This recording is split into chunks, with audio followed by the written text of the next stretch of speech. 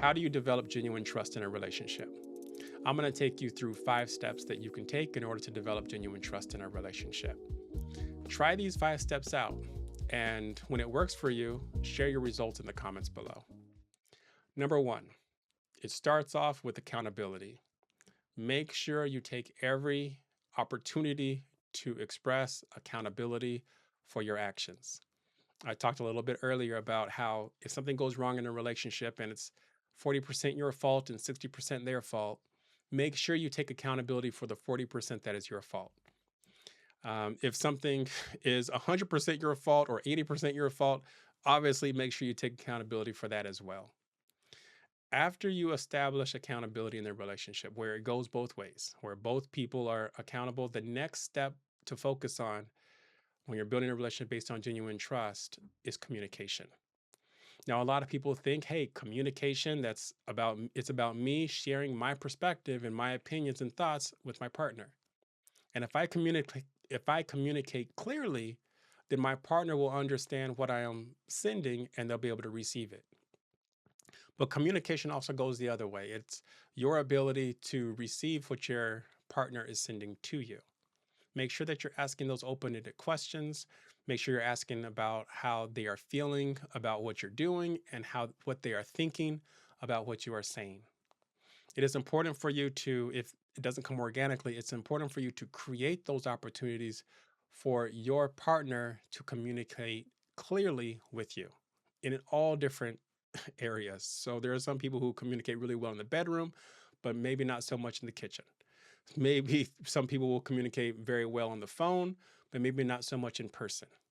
Make sure that you're creating opportunities throughout your relationship to communicate.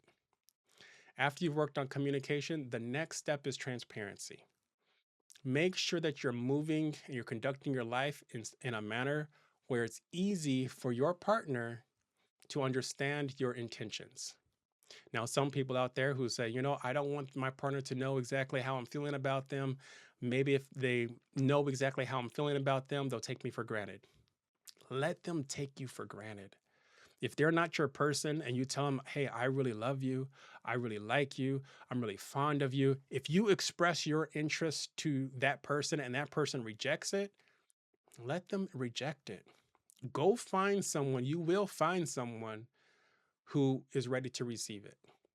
Your love is special. Your love is unique. Your affection is very valuable, and you want to be with someone who can understand how valuable it is and how rare it is. So, as far as transparency goes, make sure that in the relationship you are moving in such a manner where you're transparent about your intentions about the relationship. Hey, I see this going to marriage. Hey, I see this going for one night. Whatever it is, be transparent about the relationship, your intentions in the relationship. The next step is to also be transparent about other things in your life based on the commitment that you've made with each other. Make sure that you're transparent about your professional choices, what you want to do in your career. Make sure you're transparent about your personal relationships, the ones that you've had before the relationship started and the relationships that you've had with your family. Make sure that you're transparent about all of those things. Don't try to hide things from your partner. If they ask, answer. You don't have to dump and tell them everything. But if they ask, answer, and move in such a manner where you are open to the question. Hey, anytime you want to know, let me know. We'll sit down and we'll talk about whatever you want to talk about. Moving like that establishes transparency. And then give your partner opportunity to be transparent with you. If they share something with you, don't take them to the third degree. Don't interrogate them. Don't make them feel bad for sharing something and for being transparent with you. After you've established transparency, the next thing is vulnerability. With that transparency, it makes sense to move into more vulnerable topics that either are part of your strong positive or negative emotions. Maybe they're part of your past trauma. Maybe they're something that is a sensitive area that triggers you.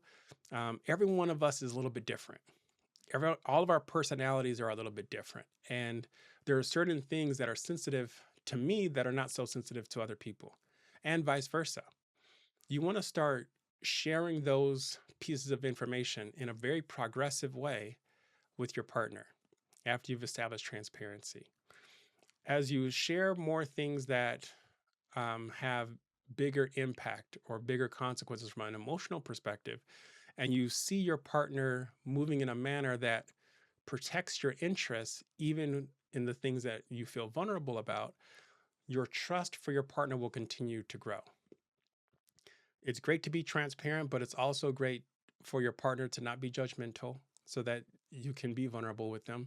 It's important for them to be welcoming and understanding and show empathy when you share something that makes you feel vulnerable. Now, everyone is a little bit different, like I was saying, and there are some things that you just have to accept. Like if my partner came to me and was like, "Hey, I really feel weird when I see the color blue on plates." Okay, that all right, that may be humorous for some people, but because my partner is bringing it to me, it is my responsibility, because I love her. It's my responsibility to say, you know what? She's bringing me something that makes her feel vulnerable. I'm going to protect this like I would protect something that makes me feel vulnerable. And so I'm not going to tell a whole bunch of people about it.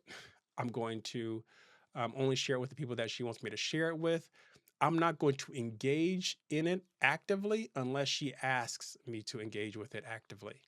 A lot of times we're just bringing things to each other that make us feel vulnerable because we want to be seen. We want to be heard. We want to feel like we're alive. And we don't really want the person to actively change things and play with things. We already have come to terms with it. So unless we ask, just unless they ask, don't engage actively with something that someone says it makes them feel uncomfortable or makes them feel insecure. Vulnerability. It goes both ways. I need to share things, and she also needs to share things that make her feel vulnerable. If you find yourself sharing something that makes you feel vulnerable, and your partner is not also sharing things that make her feel vulnerable or them feel vulnerable, it means that the two people are not quite at that same level in their relationship where they feel comfortable being vulnerable. And eventually you should get there if you want to build a relationship based on genuine trust.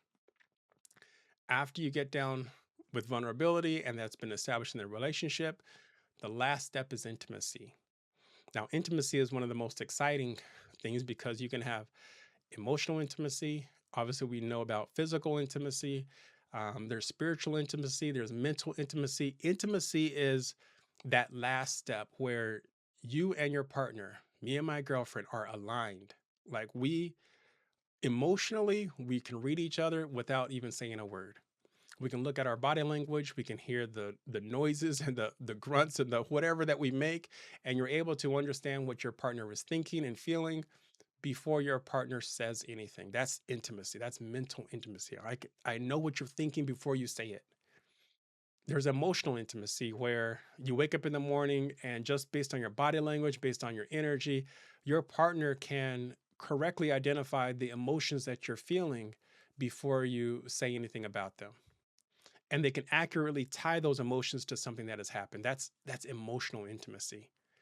And the last one I'll talk about, there's obviously spiritual intimacy. We can talk about that later, but the physical intimacy is one that a lot of people practice, but not a lot of people get right. Because when you have that physical intimacy where you're able to understand your partner's body and the way it works and the way it moves and all of its functions, when you're able to essentially have a memorized map of your partner's body, then amazing things can happen. Not just in the bedroom, but just in life. You were able to know when your partner is feeling well, when they're feeling emotional, when they're feeling sick. You know when your partner's body is feeling happy and light. When you know when they're embracing and they're feeling themselves. You kind of know all of those things once you get into that emotional. Once you get into that physical intimacy part. Physical intimacy is, like I said, is very common, but the step of intimacy when you're building a relationship based on genuine trust is one of the last steps that people take, and it's one of the last things that gets established is that level of intimacy after you've done all the other steps. This is my opinion, obviously. This is my perspective, but I want to hear from you.